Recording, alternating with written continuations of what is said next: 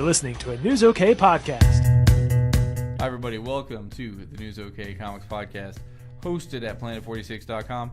I'm Matt Price. This is Han Solo. Wait, it's Kyle Roberts. What's up, Kyle? All right, yeah, we have several casting and release date news. Let's get started off with Iron Man 2 DVD coming out.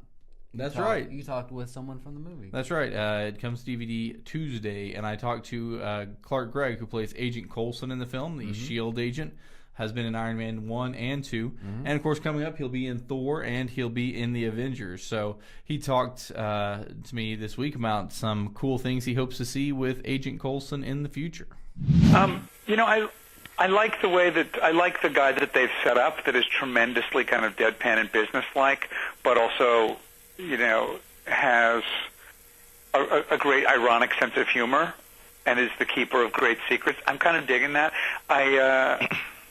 I certainly wouldn't mind, as I see these unbelievably beautiful superheroes unveiling, implausible though it might be, it wouldn't be awful if you got to kind of flirt with one or two of them.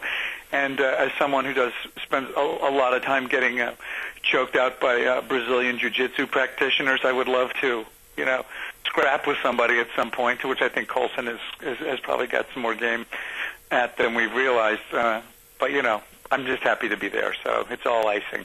All right, great. That would be cool. Okay, next is Smallville. They get Teri Hatcher. That's right. Teri Hatcher, who played Lois Lane on Lois and Clark, the New Adventures of Superman back in the 90s. And I think, she was a pretty foxy Lois Lane.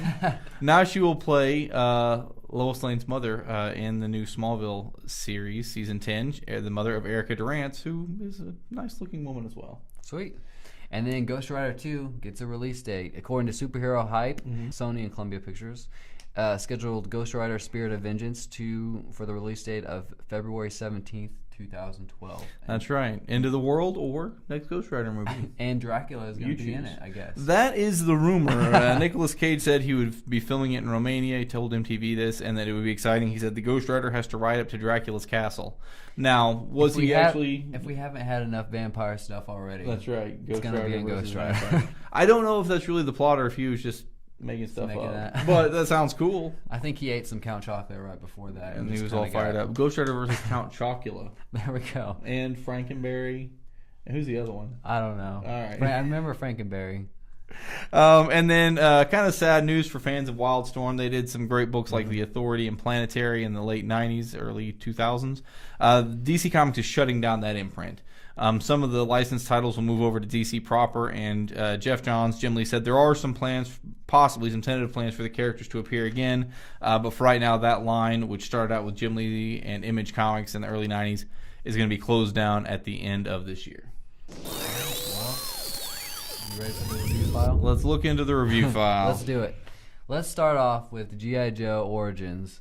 Number 19? Yeah. And this is a silent comic, which I think a lot of people are aware of the popular version of it in the 80s. Yeah, the silent issue they did back then. And same writer, Larry Hama. Joe Benitez is the artist here. One thing I'll just point out right now, it says G.I. Joe Origins. I have no idea how this is an origin of anything. It doesn't seem to be. Yeah. But it's got a lot of action. What did you think of it, Kyle? Well, I like the concept of the silent comic, but, especially if it's with Snake Eyes, because he is a character that doesn't talk anyway. But I'm missing those, gun, pat-a-tat-tat, or, whatever, and explosions. And, it looks like the only thing that maybe is missing is a mute button, at the top right corner. So you felt like a good issue, but the silent was more of a gimmick than a necessary part of the story? It actually feels silent. Like, not that it's silent, and so the action's going to be way more intense. It's just silent and doesn't feel quite right, I guess. But, okay. It is beautifully drawn. It just... I'm missing some of those elements, I guess. But some great pictures of Snake Eyes. Exactly. If you like that stuff. Exactly. Heroic Age continues in Avengers number 5. Brian Michael Bendis, John Romita Jr. The Avengers are in the future. Kang's brought him in the future. There's the Maestro, which is the future Hulk. There's future Iron Man. Turns out these guys may be caught in some type of time loop that they have to figure out a way to break out of. In fact, they even reference in there, it's like Groundhog Day. So... if you ever wanted a Groundhog Day comic book, probably not as funny, maybe not as much Andy McDowell. In there. But, again, this is pretty action-packed, and I think Bendis is doing a neat job of doing sort of a a more classic Avengers run than maybe what he's doing on New Avengers. He's putting it more the, fate of the world in the hands of the Marvel Universe's greatest heroes. Very cool.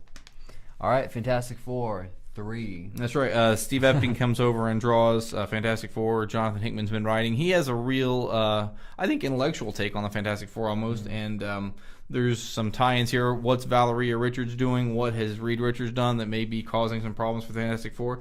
And what's happened to Doctor Doom? Lots of mysteries and setup begin in this storyline that Marvel's given a pretty big push as being a great jumping-on place for the Fantastic Four. Yeah, and it looks like they're obviously alluding to one of the Fantastic Four is going to die or they're going to go away somewhere. It's 3. The cover says, "Here lies devoted member of Fantastic Four." That's right. So what's I'm not happening sure exactly there? what's going on, but all right. That's what they're hinting at.